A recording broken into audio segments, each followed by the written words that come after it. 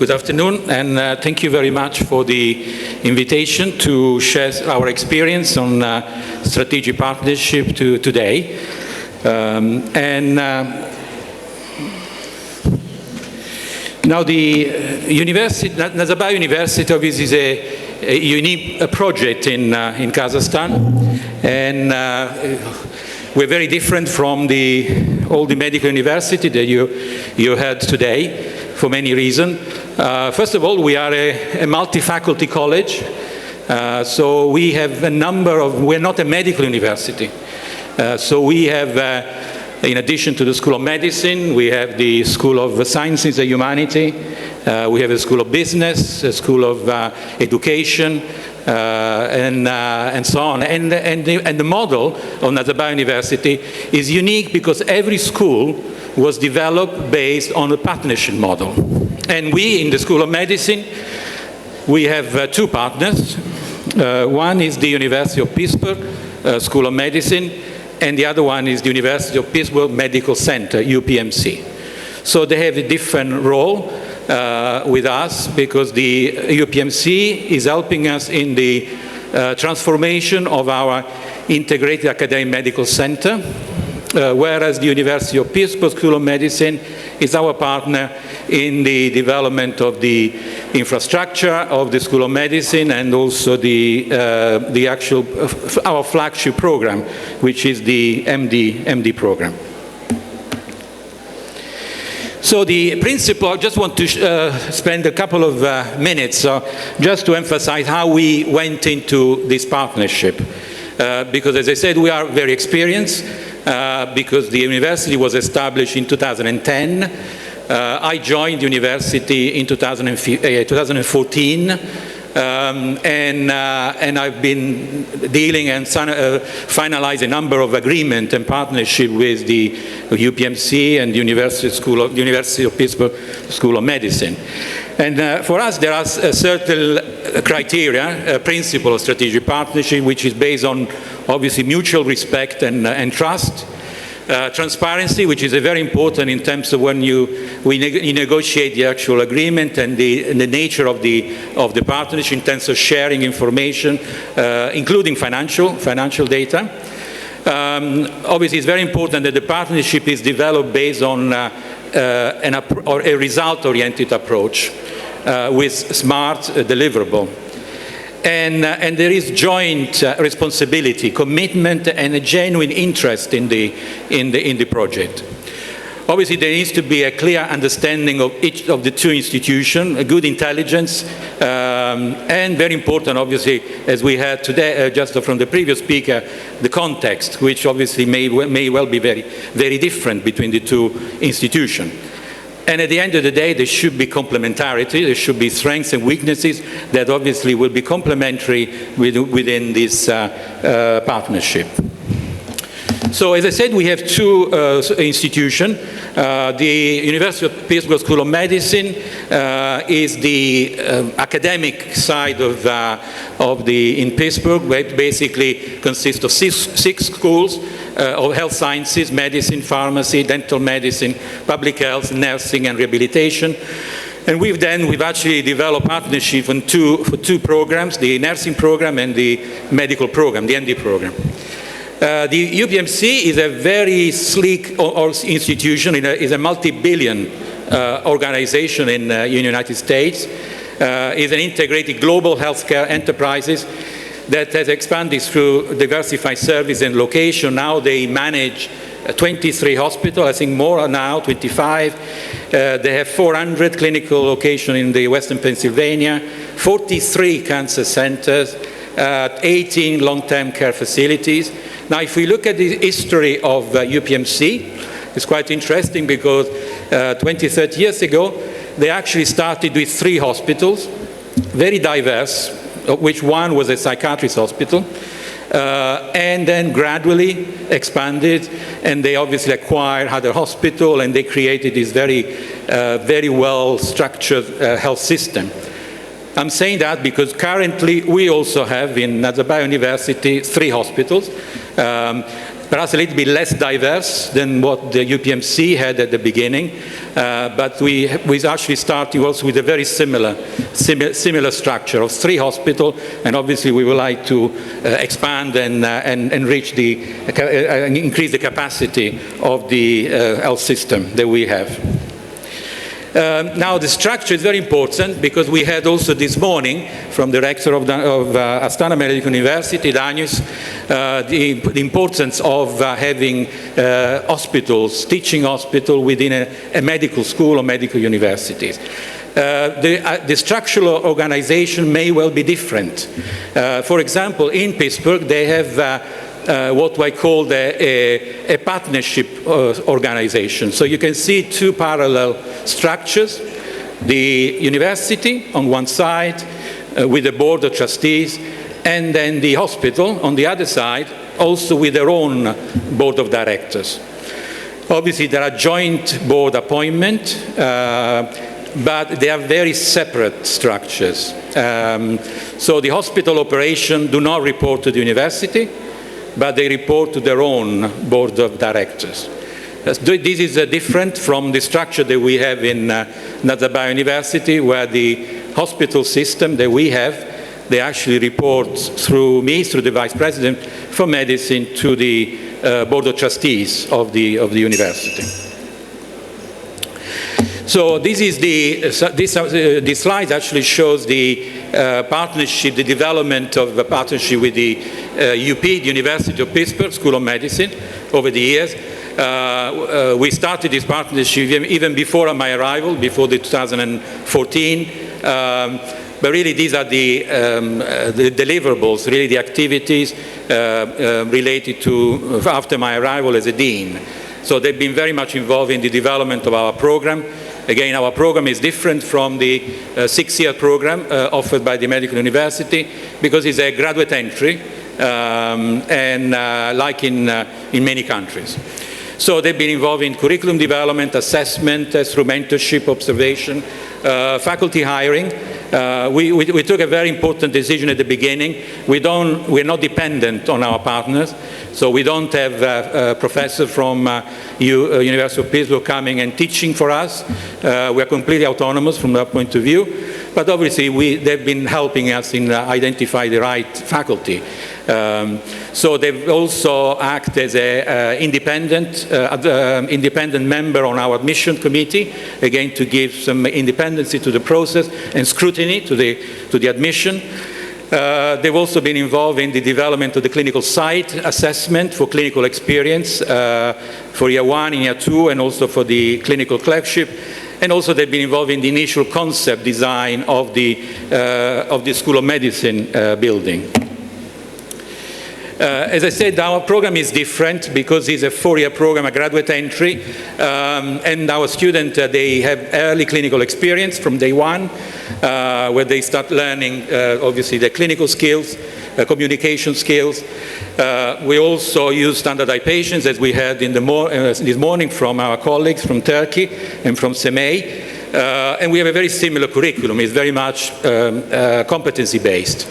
And the student also in year 3 and year 4, they are basically spend all their time in the hospital, where they rotate through different clinical specialties, internal medicine, general surgery, inpatient, outpatient, psychiatry, and infection diseases, as well as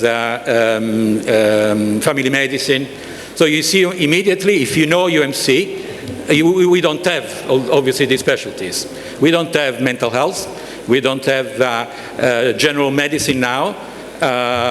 So we've actually developed a partnership with a number of different hospitals and clinics in New Sultan City.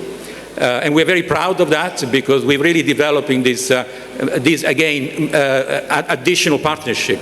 But now with our local health system, with many city hospitals, with many polyclinics, and even more now because we're launching residency program. And for a residency program, you really need to provide the full range of experiences to the residents that we obviously cannot provide, obviously, with our 3 very good hospitals.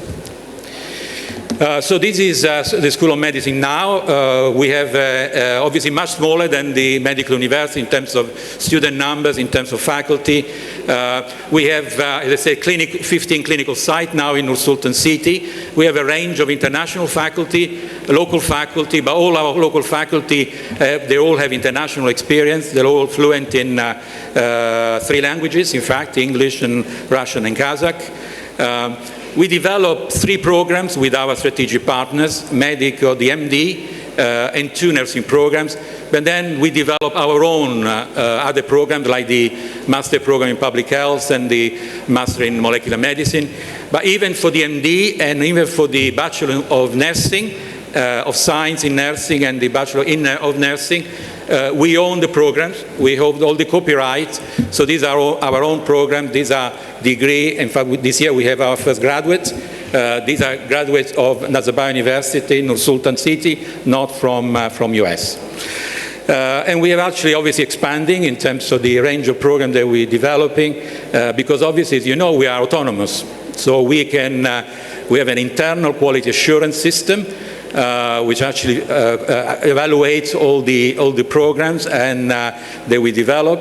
But obviously we got that freedom, that academic freedom to develop programs in the language that we want. And obviously all these programs, they're all in English. And English is the language of instruction for all the entire university. And next year we are expanding. We've launched a very interesting undergraduate program, a pre-med, a Bachelor of Medical Sciences, because we realize is that our model of graduate entry is a little bit unique, but in many countries we can deliver this medicine. You can have a medical program using 2 tracks, undergraduate or graduate entry. So from next year, we will actually offer also this pre-med program, and we'll expect even more applicants to come to us, because obviously we will shorten the duration. So instead of 8 years, it will be 7 years. Still, obviously, 1 year longer than the other medical university, but certainly the student will actually obtain 2 degrees, a bachelor degree and the MD degree. So we expect quite a lot of interest now in this program, and obviously we have also we've actually just approved a master in pharmacology, toxicology, master in sport medicine, rehabilitation. We just opened a state-of-the-art facility on a sports center, athletic center. We are working also with the Olympic team as well, and so there is a real need to develop also rehabilitation, also sport medicine as a specialty. And also residency, we've also developed this with the UPMC, our partners. This year already we launched the internal medicine, general surgery and pediatrics, and we're working on family medicine and pathology and other specialties. So I told you that the University of Pittsburgh School of Medicine was also our advisor when we developed the building, and I'm sure you may have seen, some of you may have seen our building and visited, in fact. It's a 9-story building very close to the medical cluster in Sultan City with a very good facility. In fact, tomorrow we're going to host the National Association of Primary Health Care in our building. I'm looking forward to that event. We have a very good simulation center, 400 square meters, anatomy suite and classrooms, and we're obviously all welcome to visit us in the near future. So as I said, the UPMC partnership has been going on for many, many years. And they are particularly involved at the moment in the transformation of our academic medical center. Daniel's mentioned the integrated academic health system with NMH. You know, some of us, including myself, remember the National Medical Holding. What we have now, UMC, is an evolution. Is an evolution of NMH. I think for the best, in my view, because now in January, for the first time, we are restructuring. We have a new organizational structure. We're really creating the true academic health center. We're not really managing 3 hospitals individually, as we did in NMH, and a little bit also with UMC. We are changing the structure of the 3 hospitals, and we're really driving now the integration of patient care, education, and research. But in an academic medical center, it's really the research driving in the improvement in patient care, the innovation, and the improvement in the health statistics. So this is why it's very important to have a very strong research program in the academic medical center. So the UPMC are helping us in the infrastructure. They've been very helpful in designing, also helping us in the new organizational structure and managing the changes. As you can see, as you can imagine, it's not easy to change roles, responsibility, individual job descriptions. But on 1st of January, we're launching this new structure. We are integrating clinical service line across the 3 sites, so they're not functioning as an independent hospital anymore, but in a single unit with 3 sites. Obviously focusing on patient quality and patient safety. And we are established already this year 2 integrated clinical academic departments, women health and pediatrics. So they are across the 3 sites, including RDC, including the children rehabilitation, as well as the mothers and child. And we had initially some acting departmental chair. Now we've actually advertised for the substantial head of the department. And together with UPMC, obviously, we're implementing the residency program. So as I said, in our system, what we also call annual medicine is really the research and innovation driving improvement in patient care. So these are the goals of our academic medical center. So obviously to improve the health outcomes in the Republic of Kazakhstan is to develop a comprehensive academic medical center that provides services across the spectrum of care, from everyday needs to the most specialized procedures and treatment. So you cannot develop an academic medical center just with tertiary center. So you need to have the good spectrum of primary, secondary, and tertiary care. And obviously, as I said, research, innovation is really what, and training is really what driving this center. And ultimately, what we want to see is the improvement, obviously, in the health outcomes for Kazakhstan. So the organizational model, we have the first model, what we call university-based AMC. So the university controls the academic medical center, the university board of trustees, and university vice president for medicine oversees the integrated organization. So this is what we have. But this is not the only model, and there are different combinations. In fact, the extreme is what they have in Pittsburgh. The other extreme is the joint partnership of the academic medical center, where the medical center and the university share the control of the AMC based on agreement. But the governance is also shared, but it's quite distinct between the different models. Now, when I was in UK, I remember in London, the Imperial College was the first academic medical center which was established. It was established based on the university-based model, and in that context, didn't work. So it didn't work to have this fully integrated structure. And then over the years, after 4 or 5 years, they basically changed into the partnership model. So, but again, it depends very much on the context. And the other thing that obviously is very clear to understand is academic medical center is not a teaching hospital. Teaching hospital is a completely different arrangement. Of course, every medical school needs to have a teaching hospital to place students for the clinical experience. But the academic medical center is a different organization. As I said, is really the research and innovation, which is actually driving the improvement in diagnostic and therapeutics, and ultimately in health statistics. So based on our experience, the key principle to develop a successful AMC is the governance, the robust and cohesive governance, where risk and benefit are equally shared between the stakeholders. You cannot have an AMC where each institution is still independent and doesn't really share the risk with the other component of the AMC. You need to develop your fit-for-purpose organizational structure with obviously clear accountabilities for the tripartite mission of education, training, research, and patient care. Obviously, there needs to be cross-functional financing between the hospitals and the clinics and the university. IT, obviously, is critical for the operation, the clinical operation, and obviously for the integration of research and teaching. And as we heard also from the previous speaker, at the end of the day, the people is actually going to make the big difference. The leaders, the faculty, the staff, the doctors, nurses, and students.